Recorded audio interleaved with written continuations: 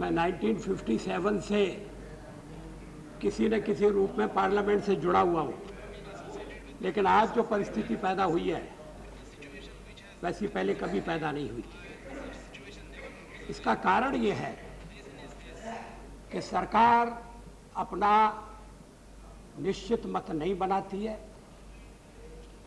विधेयक लाने से पहले किसका समर्थन मिलेगा, किसका समर्थन नहीं मिलेगा, इसका हिसाब नहीं लगाया जाता है और इसका नतीजा ये, और फिर जब सरकार कठिनाई में पड़ती है तो फिर कदम ब कदम मानो किसी दबाव में काम कर रही है, बातें मानती जाती है।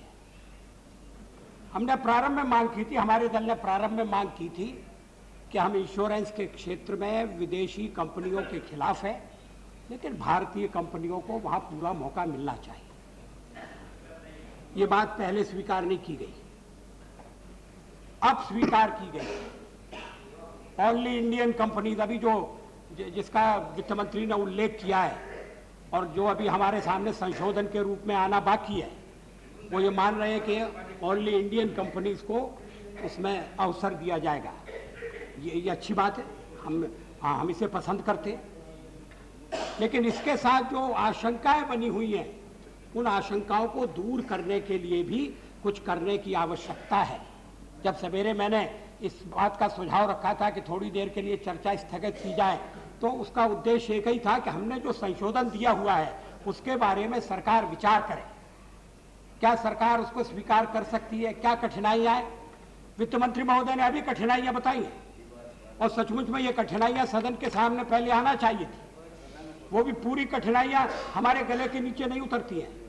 सरकार का कहना यह है कि इंडियन कंपनीज विदेशों में इंश्योरेंस का काम कर रही हैं, वो अच्छा काम कर रही हैं, धन कमा रही हैं, वहाँ बसे हुए भारतीयों की मदद से चल रही हैं, उनकी सहायता कर रही हैं। और अगर हम अपने यहाँ ये लिख देंगे कि विदेशी कंपनियों के लिए हम दरवाजे बंद कर रहे हैं, तो फिर उनके लिए कठिनाई वहाँ पैदा हो सकती है। मैं समझता हूँ इस तर्क में थोड़ा सा वजन है, लेकिन इस बात को भी स्वीकार करना पड़ेगा कि इस देश में ये आशंका लगातार बढ़ती जा रही है कि अगर छोटा सा भी छेद रहने दिया गया तो फिर उसमें से बड़े पैमाने पर विदेशी तत्व प्रविष्ट कर रहे हैं। आखिर चंद्रशेखर जो आरोप लगा रहे हैं, क्यों लगा रहे हैं? उनके मन में ये आशंका क्यों पैदा हो रही है कि देश अपनी सर्वप्रभुता को गिरवी रखने के लिए जा रहा है? मेरे मित्र जॉर्ज फर्नांडिस भी देशभक्ति की भावना से प्रेरित होकर जो कुछ कह रहे हैं उसको ध्यान में रखने की जरूरत है।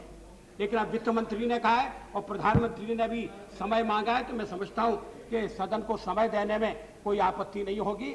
मगर इसके बाद जब आप विधेयक लेकर आए तो हमारी सारी आशंकाओं को दूर करने वाला विधेयक होना चाहिए। I only wish to respond.